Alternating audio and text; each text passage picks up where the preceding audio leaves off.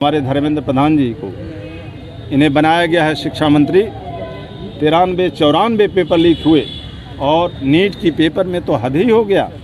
जिस तरह से उन्हें ज़बरदस्ती चादर में लपेट के उठा लिया गया, हमारे युवाओं पर, छात्रों पर, हमारी बेटियों पर लाठियां चलाई जा रही हैं दिल्ली के अंदर जंतर मंतर में, इसकी भी हम कड़ी निंदा करते हैं। मैं कैलाश पटेल इस भारतवर्ष का एक नागरिक हूँ।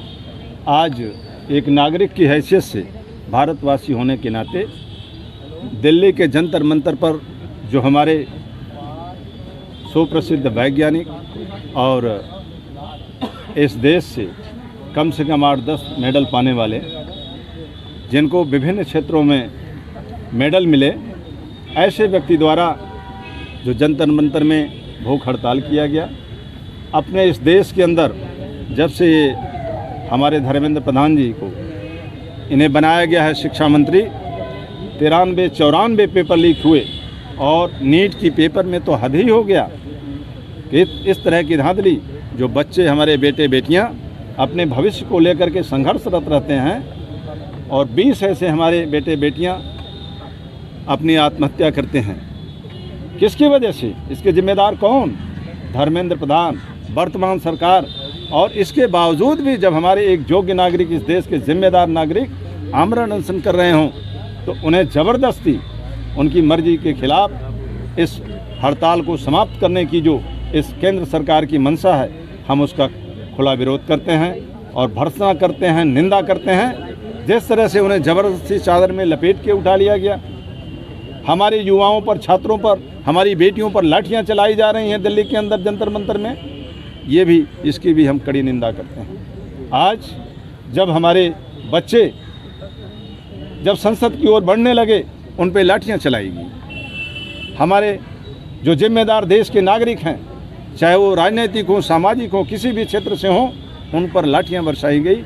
ये भी हम इसका बहुत और भूरी निंदा करते हैं। प्रधानमंत्री के संसदीय क्षेत्र से किस तरीके से आप छात्रों का समर्थन कर रहे हैं? देखिए, प्रधानमंत्री का क्षेत्र है और इस क्षेत्र के हम नागरिक हैं, इसलिए और भी जिम्मेदारी प्रधानमंत्री जी की बढ़ जाती है और हम सबकी भी जिम्मेदारी बढ़ जाती है कि अगर प्रधानमंत्री जी हमारे बच्चों के भविष्य को अनदेखा कर रहे हैं, बार पेपर उनके शासन में लीक हो रहा है, तो उनकी जिम्मेदारी भी है और हमारी भी जिम्मेदारी है कि अपने प्रधानमंत्री जी का ध्यान आकर्षण कराएं और वे कुंभकर्णी से निकलें।